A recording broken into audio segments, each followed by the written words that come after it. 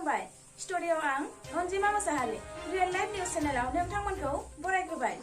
दासान्दि सोलिबाय थानाय जिटिभिआव डिआइडि लिटिल मास्टार सिजन 5 आव टप 7 आव नब'ज नार्जारिया बांसिन भट मोननो हानानै टप 6 आव जायगा आवग्रिनो हायो आरो फिन देरहासार खालामनो थाखाय कार्बि आंलं जिल्लानि आरो मिरु खौसेथि बर' सुबुं आफादनि बुंथिगिरि बादल बसुमतारिया गासै रायजो राजाफोरखौ नब'ज नार्जारिनो भट हरनो थाखाय रायजो राजाफोरखौ खावलायहरदों।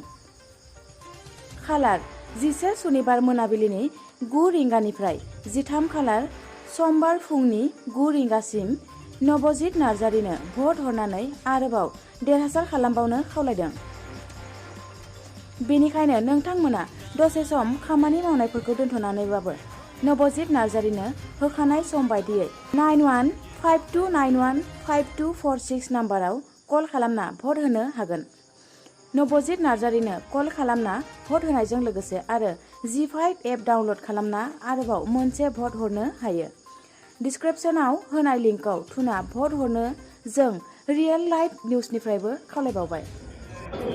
कार्बि आंलं जिल्ला खौसेथि बर' सुबुं आफाद थामहिनबा UBPOनि जानानै जोङो रायजोफोरनिसिम मोनसे गंग्लायै आपिल बा खावलायनो सानदों जे जों बयबो मिथिगौ नैबे जितु reality show' DID little master season 5 बेयाव जोंनि बर' गथ' सासे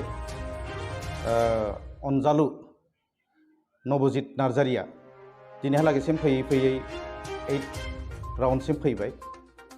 दा बेखायनो जोङो अराय आसामबासि रायजो नोंथांमोनखौ जोङो दिनै नैबे माखासे चेनेलनि गेजेरजों खावलायनो सानदों जाहाथे बिथांनो हाजासे जेसेबां हायो एसेबां भट होनानै थांनाय बाराव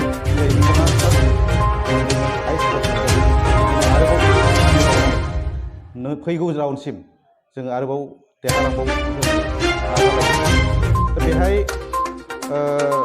जों बयबो मिथिगौ जोंनि गेजेराव जोंनि थाखाय थरसे हाथरखि अलंबार बे जोंनि बे अनजालु नब'ज नार्जारिया बिथांखौ बयबो मिथियो गलाघाट सानखाथि जायगानि बिथाङा गलाघाटनिब्लाबो सोलोंनाय मोसानाय गासै कार्बि आंलंनि सासे फोरोंगुरुजों सोलोंनानै दिनै बेयावनो थानानै गोजौ लेभेलहालागैसिम दा थांबाय।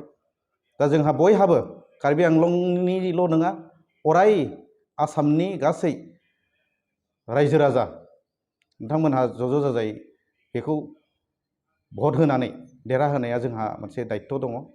जोङो बेखिनिखौ बयबो नाजालायगोन होननानै मोनसे आसा बा मिजिं थिबाय अराय जोंनि आसामनि रायजो राजा बिथांमोननिसिम।